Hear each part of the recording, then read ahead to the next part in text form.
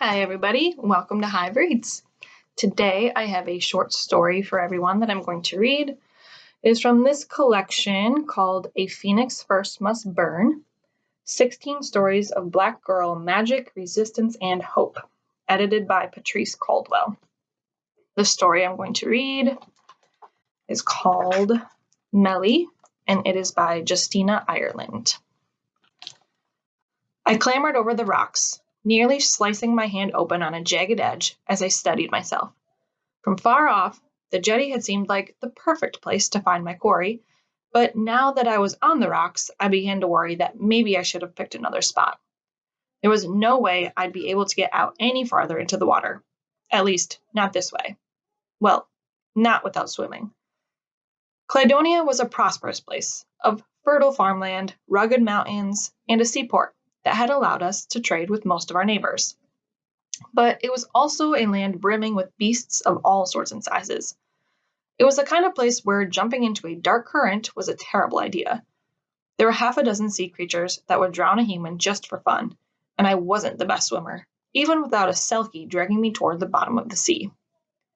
I started to head back to the beach to find another spot when I saw them, pulling themselves up onto the rocks. Mermaids. Gloriously fat, their rainbow hair knotted with bits of seashells as well as coral and kelp. Their skin was a blue-gray, and only their brightly colored tails stood out against the rocks. For months, I had been running errands for the High Sorcerer in hopes that he would see fit to take me as an apprentice. He had sent me on task after task, all with the promise of sharing his great wisdom. Anyone in Cladonia could learn magic, but it was incredibly dangerous to be self-taught. One never knew when a spell might backfire and turn an aspiring sorcerer into a lump of clay or a toad, so a teacher was a must.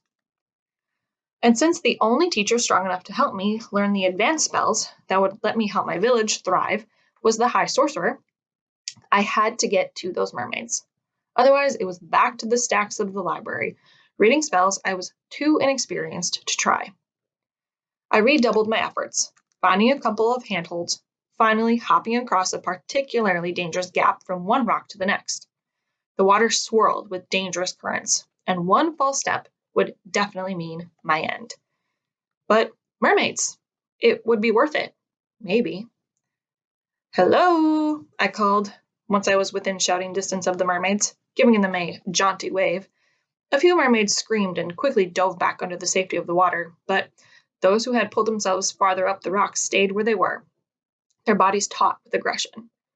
Don't run, it isn't even armed, one said, the statement directed at me as much as the other mermaids. It? Ouch. Leave us be, landling. We'll never tell you the location of our castle or give you any jewels, called a mermaid with turquoise hair. Don't think we haven't seen your ships docked out in the deep, waiting for an opportunity to strike, said another, her expression hard. And if you try to come any closer, we'll pull you off the rocks and into the cold, dark water, said yet another, leaning back on her rock. I didn't think that one was lying, so I looked around at my rock and carefully found a seat. The mermaids were near enough that I could talk to them without too much effort, and I had no intention of letting them make good on their threat to drown me. I'm not here for your jewels or to conquer your kingdom. I'm an apprentice to the High Sorcerer, and have come to ask for a vial full of your tears. For a very important spell, I said, grinning with newfound confidence. I had no doubt they would help me. After all, if I were a mermaid, I would have helped them. Helping was just a natural instinct, right? A few of the mermaids poked their heads up out of the water. Mermaids don't cry, said one. What kind of spell? Another called. I believe it's to heal the sybaritic fever, I said. This was a lie. I didn't actually know what the tears were for. The sorcerer never told his lowest level apprentices what they were fetching ingredients for, and even my translation of the old books was suspect, as the High Sorcerer constantly reminded me. Not that he deigned to talk to me. When he did speak in my general direction, it was usually to call me the wrong name and then tell me my readings were incorrect, but never to offer the right translation.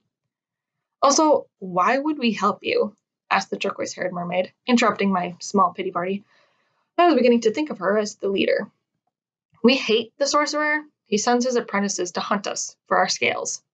And they stare at us in a gross way, another mermaid said. I made a face. That was probably Ernst. He's icky. Look, I don't like the sorcerer very much either, but he's kind of my boss, and if I want to be a great sorcerer, then I have to do what he says. If you're an apprentice, where are your robes? Called another mermaid, one with lavender hair, who had pulled herself a bit out of the water. My face burned, and not from the afternoon sun. They didn't have the robes in my size. I couldn't help but remember the sorcerer's cool gaze as he told me, You're too large for robes, so your regular clothes will have to do.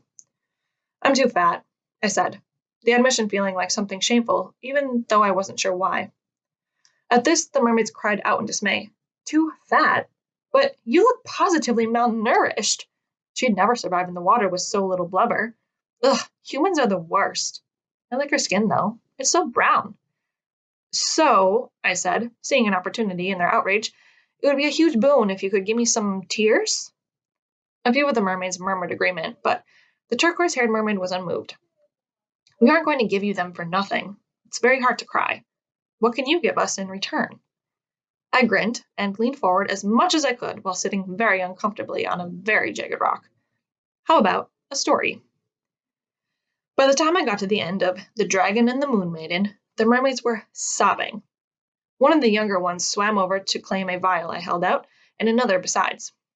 When the mermaids returned the vials, their tears sparkled in the fading sun, strange and unusual. A deep sense of relief and satisfaction sank into my aching bones. I had done something right. Now the sorcerer would have to take me seriously. The mermaids slipped into the water, going on about their business, and the turquoise-haired mermaid swam over to me, handing me a couple of bright yellow scales from her own tail. I took them with the reverence they deserved. Mermaid scales were among the rarest of ingredients for magic working. We really liked your story. If you want to come back and tell us more, we'll let some of the others know. You could get a lot of scales and tears, she said. Thank you, I said, but the mermaid was already sinking beneath the waves, back to her underwater home. It was a long walk back to the castle, up the steep and winding path along the cliffs that overlooked the bay. I turned to search over the water for the ships the mermaids had spoken of, but I saw nothing but evening mist. Perhaps they were confused. Still, it would bear mentioning to someone in the defense ministry after I got back. I took my time, and when I finally got to the top, I was breathing heavily. My stomach grumbled. I'd missed lunch, and the eventide bells were already ringing, meaning I'd missed dinner as well. Still, there was work to be done. I pushed my hunger and disappointment aside and headed straight for the sorcerer's tower. The castle had once belonged to the monarchy, but when it had been overthrown, the Council of Ministers decided to expand the original castle grounds into a sprawling complex of apartments and offices that merged seamlessly with the nearby town. The sorcerer's apartments were in the old original portion of the castle, and I had to wind through the more modern white stone hallways in order to reach the staircase that would lead to the sorcerer's spell room.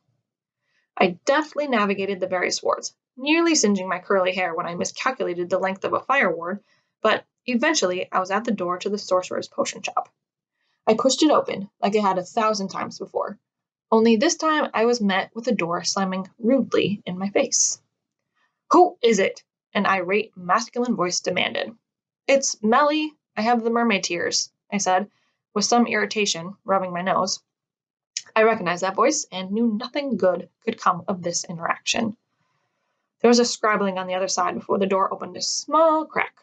A single blue eye peered out at me. Ernst, the sorcerer's favorite apprentice. Hand it here. I'll give it to Hansen when he gets back. I snorted and put my hands on my hips. The tears and the scales were tucked away in my satchel, and there was no way I was going to give either of them to Ernst so he could take my credit for my hard work. I'd made that mistake too many times before. What is taking you so long finding that foxglove? Came the bellow from the other side of the door. Ernst looked back, and I took that opportunity to lean into the door, unsealing Ernst and making my way through. He fell back with an oof, and I strode inside, head held high. On my way to the back of the potion shop, I snatched a jar of foxglove off the shelf and upset a jar of singing bees, all without pausing in my route.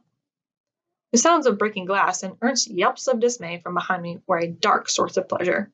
I even let myself smile. At the back of the potion shop, a cauldron bubbled over a banked fire, and Hansen murmured to himself in annoyance. The first time I had ever met the sorcerer, I'd been surprised at his age. He couldn't have been more than 25 summers. He had a shock of yellow hair and skin like unbaked pastry, a hallmark of his people.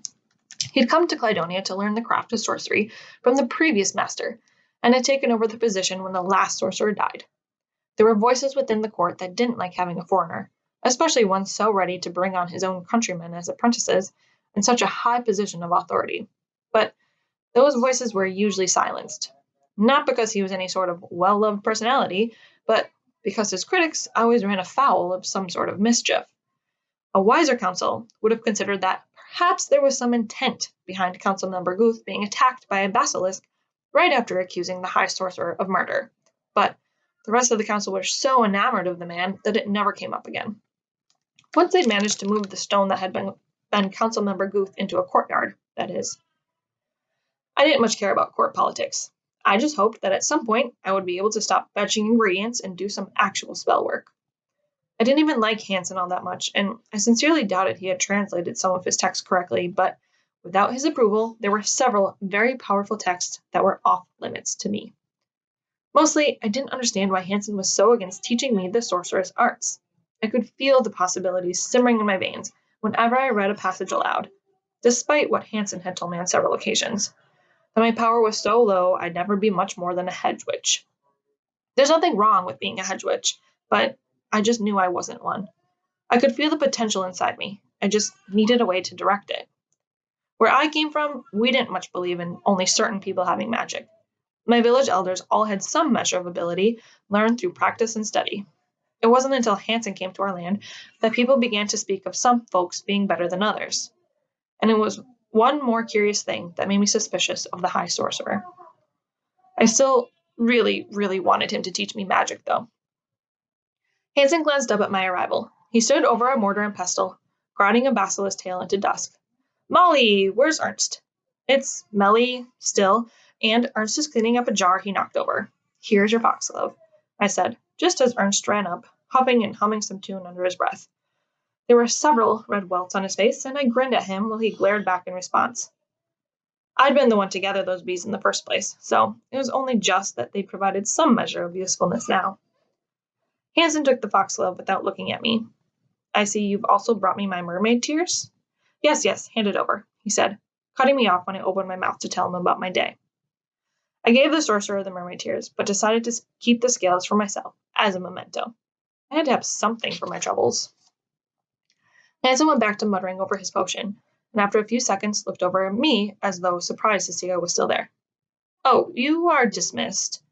"Oh," I said, my face heating at the abrupt dismissal. "I thought I might watch." "Absolutely not. Observation is only for apprentices who have undergone elementary spellcasting and demonstrated some talent." "But you told me I couldn't take elementary spellcasting until I was potion adept," I said, sinking once more into the trap of frustration. For an entire season, I'd been trying to get some sort of training, any training, and every time I got even a little close, I was given yet another reason why I wasn't ready. But I came to the High Court precisely because I was ready. I'd reached the limits of the teachings of the local witch back home, and the sorcerer of the north had told me that with all my power, I needed a stronger teacher. But now here I was, being turned away once more. "You heard the master," Ernst said in a sing-song. He wouldn't be able to talk without singing for some time, but even that small spite didn't bring me any measure of joy now. I deserved to be taught and to learn without constantly being turned away. "Thank you for the ingredients, Malia," Hansen said, still not looking at me, and that final insult was enough to drive me from the room and down into the kitchen to scrounge up dinner, and maybe a sweet, to get rid of the bereft feeling in my heart. All right, let's pause there, and we will pick up next time with the rest of Melie's story.